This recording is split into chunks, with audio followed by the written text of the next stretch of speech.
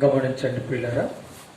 ఇప్పుడు మనం లూకా సువార్త 5వ అధ్యాయం మొదటి నుంచి 7వ వచనం వరకు మార్చి చదువుకుందాం. జనసమూహం దేవుని వాక్యం వినుచు ఆయన మీద పడుచుండగా ఆయన గెన్నేసరేత్ సరస్సు తీరమున నిలిచి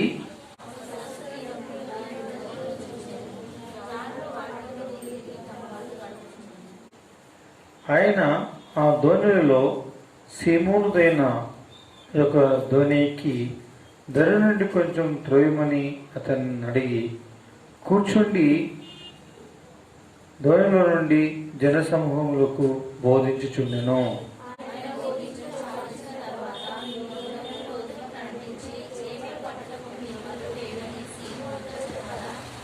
సీమోను, ఏలినవాడా, రాత్రంతా మేము ప్రయాసపడితిమి, కానీ మాకేమీ దొరకలేదు. అయినను నీ మాట చొప్పున వలలు వేస్తున్నని ఆయనతో చెప్పెను.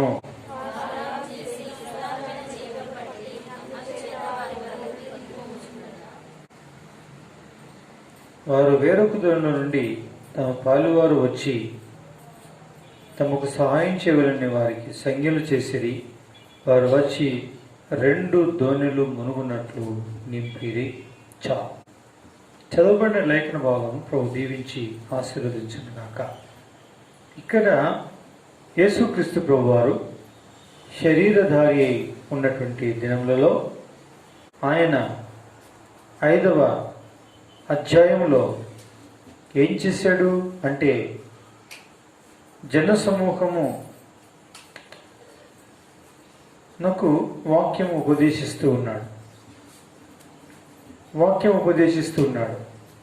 ఈ వాక్యం ఉపదేశిస్తున్నటువంటి సందర్భంలో ఏం సంభవించింది అంటే, ఆ జనమంతా తను పడుతూ ఉంటే తానేం చేశాడు, ఇది బాగులేదు అని చెప్పి సీమోనుదైన ఒక దోణి ఎక్కి ధర నుండి కొంచెం త్రోయము అని అతను అడిగాడు.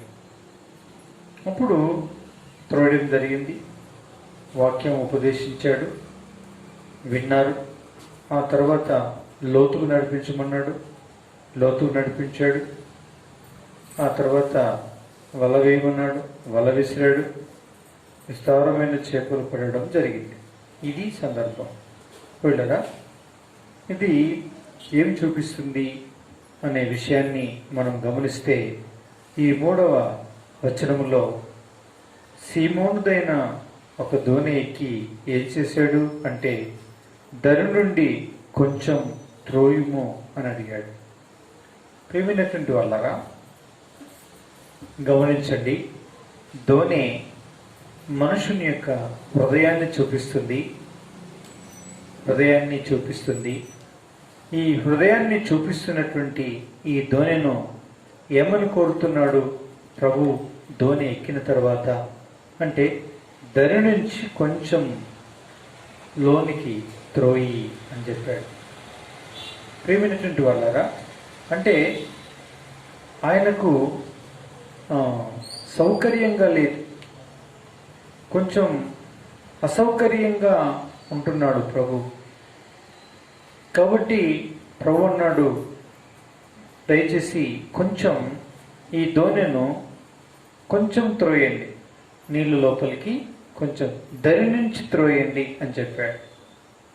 కాబట్టి పిల్లరా, ఇది ఏమి చూపిస్తుంది?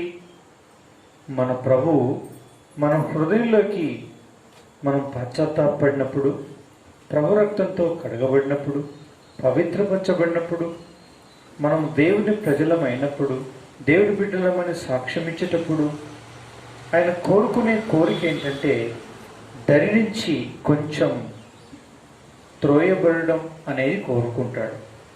అంటే అర్థం ఏంటంటే, ఈ దరి దేన్ని చూపిస్తుంది అంటే, శరీరమును, లౌకికమును, లోకమును చూపిస్తుంది.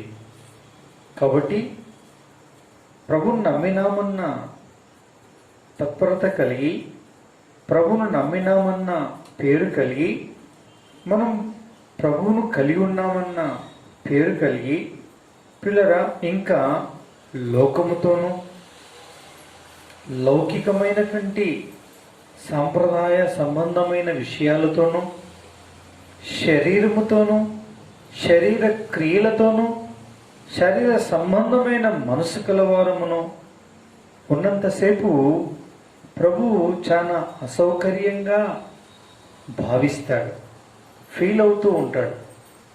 ఆయన కోరిక ఏంటంటే దరి నుంచి కొంచెము త్రోయబడడం అనేది ఆయన కోరుకునే కోరిక. అంటే అదేంటంటే లోకానికి, శరీరమునకు, లోక సాంప్రదాయ సంబంధమైన ఆచారాలకు మనం వేరై కొంచెం త్రోయబడడం అనేటువంటిది ఆయన కోరుకునే కోరిక. కాబట్టి నా ప్రియులరా, మన ధోనిను ఏమని కోరుకుంటున్నాడు అంటే మన హృదయాన్ని ఏమని కోరుకుంటున్నాడు? ఈ ధోనిలో కూర్చున్న యేసు ప్రభు ఏమని కోరుకుంటున్నాడు? లోకమును గూర్చి, లౌకికాన్ని గూర్చి, శరీరమును గూర్చి, లోక సాంప్రదాయాలను గూర్చి, ఇహలోక సంబంధమైన ఆశ అపేక్షలను గూర్చి నీ హృదయాన్ని కొంచెం త్రోయి, కొంచెం వేరు చెయ్యి. కొంచెం వేరు చేయటం అనేటువంటిది చేయకపోతే నాకంత సౌకర్యంగా లేదు అని ప్రభు అంటున్నాడు. కాబట్టి పిల్లరా, చాలామంది మరి లోకముతో, లౌకికమైనటువంటి విషయాలతో సంబంధము పొత్తు కలిగినటువంటి వారై ప్రభుకి ఎంతో అసౌకర్యాన్ని కలిగించేవారుగా ఉన్నారు. దయను ఆనుకుని ఉన్నంతసేపు ప్రభువు మీద జనములు పడుతూ ఉంటే ఆయన చాలా అసౌకర్యంగా ఫీల్ అయ్యాడు. తనకు అంత అసౌకర్యం అనిపించింది. అందుకే పిల్లరా, ఈ ధ్వనిను దరి నుంచి త్రోయమని చెప్పాడు. కాబట్టి మన హృదయం నందు విశ్వాసం ఉంచి ప్రభువును మన హృదయాంతరంగంలో కలిగి ఉన్నామన్న పేరున్నంత మాత్రాన ఆయన సంతోషం కలగదు. మనం దరి నుంచి త్రోయబడాలి, అంటే దూరం అవ్వాలి. దేని నుంచి? లోకము నుంచి, లోకాశల నుంచి, శరీరం నుంచి, శరీరాశల నుంచి, లోక ఆచారాల నుంచి, సాంప్రదాయాల నుంచి మనం త్రోయబడితే తప్ప ఆయన ససౌకర్యం కలిగిన వ్యక్తిగా ఉండలేడు. మనతో సాహసించలేడు. కాబట్టి పిల్లరా, ఆయనకి ఎంత అసౌకర్యం ఉందో చూడండి. అందుకే మనం పరీక్షించుకోవాలి. ప్రభువా, నిజంగా నాలో సౌకర్యంగానే ఉన్నావా, లేకుంటే అసౌకర్యంగా ఉన్నావా? అంటే నువ్వు ఫ్రీగానే, హ్యాపీగా, సంతోషంగానే ఉన్నావా నాలో, లేకుంటే ఏదైనా కొంచెం నీకు ఇబ్బంది కలిగించేటట్లు ఉందా నా లోపల? నేను దరిని ఆనుకున్న వ్యక్తిగానే ఉన్నానా? శరీరమును, శరీరేచ్ఛలను, లోకమును, లౌకికాన్ని, లోక మర్యాద అనేటువంటి లోకానుసారమైన ఆచార సంప్రదాయాలను వాటిని అంటిపెట్టుకొని ఉన్నంతసేపు నువ్వు సౌకర్యంగా ఫీల్ కావు కదా ప్రభువా, అసౌకర్యంగా ఫీల్ అవుతావు. అందుకే నన్ను ఒకసారి జ్ఞాపకం చేసుకోండి, అలాంటివన్నీ నా నుంచి దూరం చేయండి, వాటి నుంచి నేను దూరం కాగలటకు సహాయపడు అని ప్రార్థన చేసుకోవాలి. నెంబర్ 1.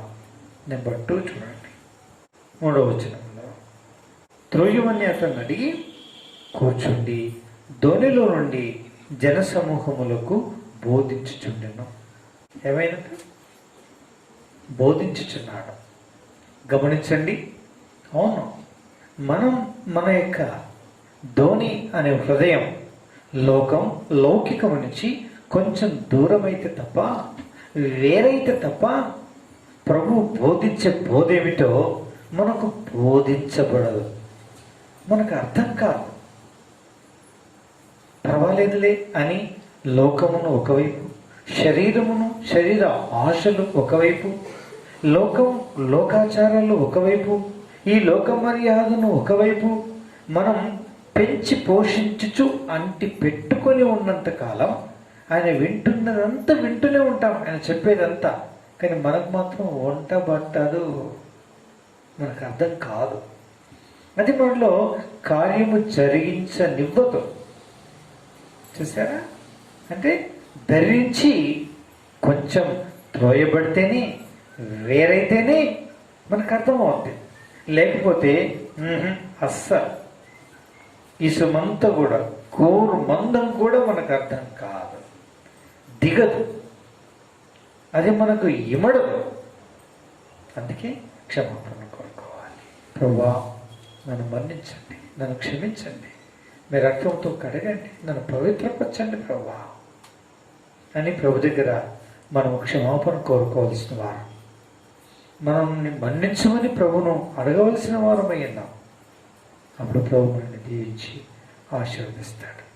అప్పుడు ఆయన వాక్యాన్ని మనకు ఉపదేశిస్తూ ఉంటే, మనం వాక్యం చదువుతూ ఉంటే, వాక్యం మనం చెబుతూ ఉంటే అది అర్థవంతంగా ఉంటుంది, అది మనకు అర్థమవుతుంది, అది మనం జీర్ణించుకుంటాం, అది మనకు ఉంటబడుతుంది, అది మనలో కార్యకారి అవుతుంది. లేకపోతే ఏమాత్రం కూడా కాజాలదు.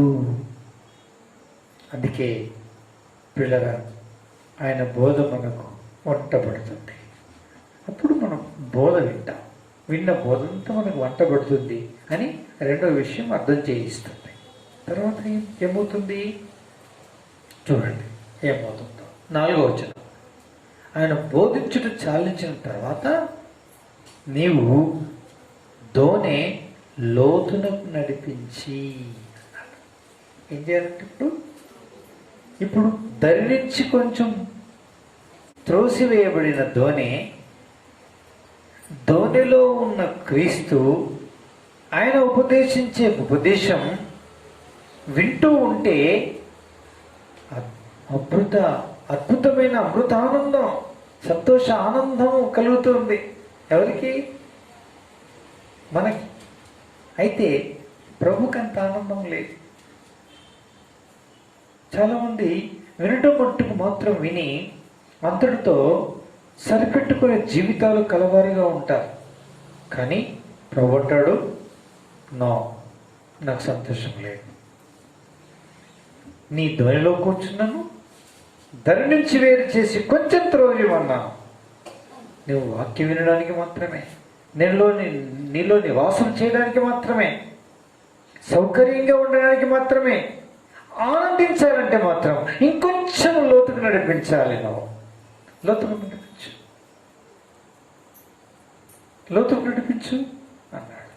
ఇది లోతుకు అంటే అర్థం ఏంటంటే, దరి నుంచి వేరవ్వడం, దేవుణ్ణి ఇమడ్చుకోవడం, దేవుని వాక్యం ఇమడ్చుకోవడానికి, ఆ వాక్యం వినడానికి, దాన్ని అర్థం చేసుకోవడం, జీర్ణించుకోవడానికి. ఇక 3వ విషయానికి వస్తే, లోతుకి ఎందుకు నడిపించాలి?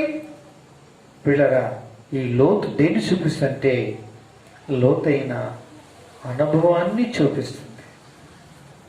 దినములు గడిచిన కొలది, వారములు గడిచిన కొలది ఒక విశ్వాస యొక్క జీవితంలో లోతైన అనుభవంలోకి వెళ్ళాలి.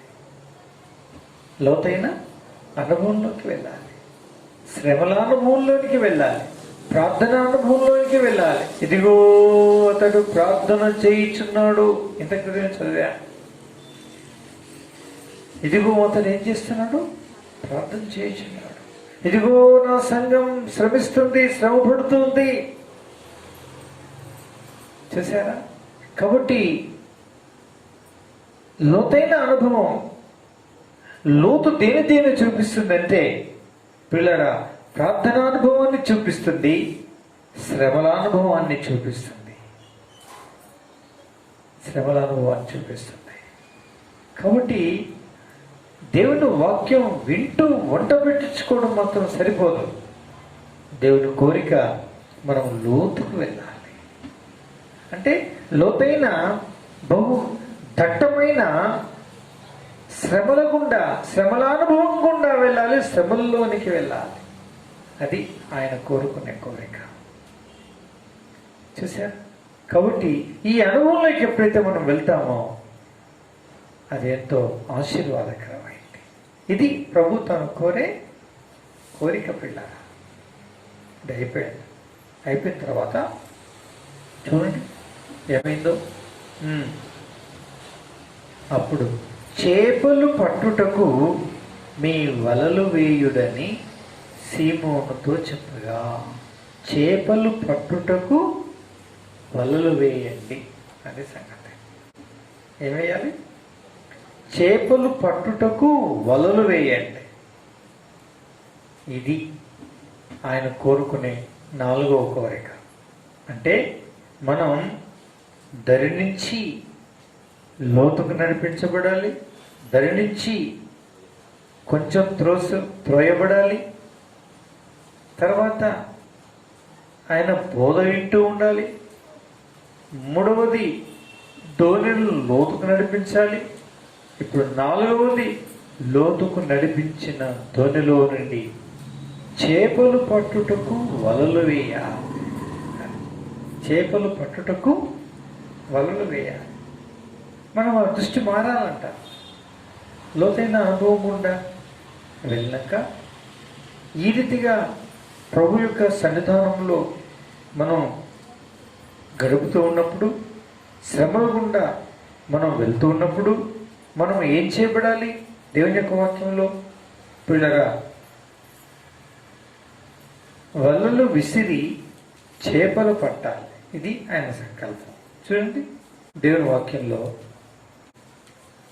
హబక్కూకు గ్రంథం 1వ అధ్యాయం 14 వచ్చి చదవండి. ఏంటి? ఇవి అందరం చేపలు పట్టడానికి పోవాలా? మొన్నటి వరకు ఈ కట్టుకాలంలో మస్తు పట్టింది మా పిల్లలు. మేము కూడా పోయి నిలబడితేనే కష్టం అవుతుందని తెచ్చిన చేపలు వండుకున్నాం, కానీ మేము పోలేదు, మేము పట్టలేదు. కానీ ప్రభు అంటాడు చేపలు పట్టండి. మేము అందరం చేపలు పట్టడానికి పోదాం. మరి హబక్కూకు 1వ అధ్యాయం 14 వచ్చి చదవండి. ఏలిక లేని చేపలతోనూ ప్రాకు పురుగులతోనూ చాలు. నువ్వు ఏలిక లేని చేపలతో నరులను సమానులుగా చేసేటివి. ఇప్పుడు చెప్పండి, చేపలు పట్టుటకు మేము వలలు వేయుడి అని అన్నాడే అంటే ఏంటన్నట్టు? ఏం పట్టాలి? ఇప్పుడు చేపలు పట్టాలంటే ఏం చేద్దాం? అంటే మంచిగా బండకేసి రాసి పులుసు రాసుకోవడానికే చేపలు పట్టడం? ఎవరి చేపలో నశించిపోయే ఆత్మలు. స్థారమైన చేపలు ఉన్నాయి. ఆ చేపలు నరులైనారు. కాబట్టి ఏలిక లేని చేపలతో నరులైన మనుషుల్ని దేవుని వాక్యం పోలుస్తుంది. కాబట్టి ఇప్పుడు మనం ప్రభువు హృదయంలో కలిగి ఉన్నాం. దరి నుంచి వేరయ్యాం, కొంచెం త్రోసివేయబడ్డా. అంటే యేసుప్రభు హృదయంలో ఉన్నాడు, ప్లస్ లోకం నుంచి వేరయ్యాం. అంతేకాదు, ఆయన బోధిస్తున్న బోధను వింటూ ఉన్నాం. అంతేకాదు, ఈ ధోనిను లోతుకు నడిపించమన్నాడు. అంటే లోతైన అనుభవం గుండా వెళ్ళమని ఆయన సెలవిచ్చాడు. సరే, లోతుకు వెళ్ళినాం అంటే శ్రమల గుండా ప్రార్థనా అనుభవం కలిగినటువంటి వారంగా ఉన్నాం. ఇంతటితో సరిపోలేదు. ఆయన అంటాడు, ఏమంటాడో తెలుసా? చేపలు పట్టుటకు మీ వలలు వేయండి. అదే సంగతి. ఏం పట్టుటకు? చేప పట్టడానికి. చేపలు నరులతో పోల్చబడింది. మీ చుట్టూరా ఉండేటువంటి నరులెంతో మంది నశించిపోతూ ఉన్నారు. పాపక్షమాపణ లేక, నిరీక్షణ లేక, నెమ్మది లేక, శాంతి లేక, సమాధానం లేక, తృప్తి లేక ఎంతోమంది వినాశనమైపోతున్నారు. అట్టి వారిని మీరు రక్షించడానికి మీ వల విసిరండి. ఏం చేయండి? వల విసిరండి. అప్పుడు వల విసరడం జరిగింది. నా ప్రియమైనటువంటి వాళ్ళరా, వల దేన్ని చూపిస్తుంది? వల దేన్ని చూపిస్తుందంటే ఈ యొక్క సందర్భంలో దేవుని యొక్క వాక్యం చూపిస్తుంది. దేవుని యొక్క వాక్యం అంటే తన సత్య సువర్తమానాన్ని చూపిస్తుంది. వాక్యమును చూపిస్తుంది, వాక్యం నుండి ఆదరణను చూపిస్తుంది, ఆదరణ వాక్యాన్ని చూపిస్తుంది, ఓదార్పు వాక్యాన్ని చూపిస్తుంది, సువార్త వాక్యాన్ని చూపిస్తుంది, నానా రకాలైనటువంటి అర్థం ఇచ్చేటువంటి వాక్యాలు చూపిస్తుంది. ఈ వాక్యం అంతటిని మీరు ఒక్కసారి విసరండి, విసరండి. విసిరితే ఏమవుతుంది? వల పిగిలిపోగలిగే విధానములో చేపలు పట్టబడ్డాయి. వాటిని లాగుతూ ఉంటే వారి పాలివారైన దూరంగా ఉన్న వారికి సంజ్ఞలు చేస్తే వారు వచ్చి సహాయం చేశారు. వీరికి 2 దోణుల నిండా నింపేశారట. ప్రియమైనటువంటి వాళ్ళారా, ఈ విధంగా ఆయన వారి సంతోషమును అధికరించేసి వారు సంతోషిస్తుంటే ఆయన సంతోషిస్తూ వచ్చాడు. చూసారా? అందుకోసం ప్రభుకు ఎక్కడి వరకు సంతోషం లేదు, సంతృప్తి లేదు అంటే దోణిల నిండా చేపలు నింపేదాకా ఆయనకేం లేదు, సంతోషం లేదు. దోణిల నిండా నింపుకున్న తర్వాత వారు సంతోషిస్తూ ఉంటే ఈ దోణిల నిండా నిండిన ఈ చేపలను చూస్తూ నశించిపోయి అనేక ఆత్మలతో నింపబడిన తన దృష్టిలో ఉన్నటువంటి సంఘములను, వాటి నిండా నిండినటువంటి రక్షింపబడిన జనాంగమును పేతురు తాను నిలబడి బోధించినప్పుడు ఒక్కటేసారి అపోస్తలుల కార్యం 2వ అధ్యాయం 42వ వచనం ప్రకారంగా లేక 38 నుంచి చూస్తే లోకమునకు వేరే రక్షింపబడి బాప్తిసములు తీసుకున్నవారు సుమారు ఆ ఒక్కరోజు ఎంతమంది చెప్పండి? 8,000 మంది. 8,000 మంది.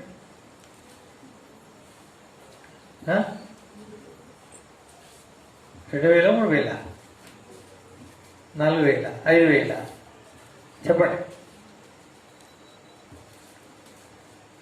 ఏమో చాలా రోజులైంది చూసి, అందుకోసమని అయ్యా మరి మధ్యలో మనం చూడలే కదా, అందుకోసమని ఒకసారి చూడరాదు అన్నట్టుంది మీ సంగతి.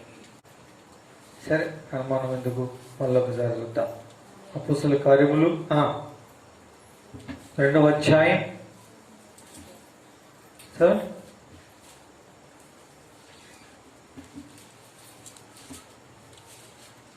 41వ వచనం.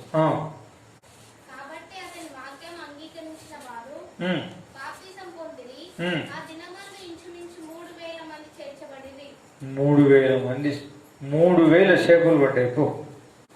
ఎన్ని చేపలు పడ్డాయి? 3,000 చేపలు. ఒక్కటే ఒక్కరోజు పేతురు ఇసిరినటువంటి ఒక్క వలకి, అంటే ఒక్క వర్తమానానికి, ఆ ఒక్కరోజు ఇచ్చిన వాక్యానికి వీళ్ళగా 3,000 చేపలు పడ్డాయి. లోకానికి వేరే రక్షణ పొంది బాప్తిసం తీసుకున్నారు, సంఘంలో చేర్చబడ్డారు. ఇది సంగతి. చూసారా? ఎంత అద్భుతం, ఎంత ఆశ్చర్యం. కాబట్టి నా ప్రియమైన చుట్టూ వాళ్ళరా, అప్పుడు ప్రభుకు ఆనందం, ప్రభుకు సంతోషం, ప్రభుకు ఆనందం, ప్రభుకు సంతోషం. చూసారా? ఇది ప్రభు కోరుకునే కోరిక. కాబట్టి ఇట్టి వారమై ఉండుట ఆయనకి ఇష్టమైంది. అందుకే మనం ప్రార్థన చేసుకుందాం, ప్రతిష్ఠించుకుందాం. ప్రభువా, ఈ నా చిన్న దోణిలో నీవు ఉండాలి. నీవున్న ఈ చిన్న దోణి అనే నా హృదయం లోకానికి, శరీరం నుంచి, దరి నుంచి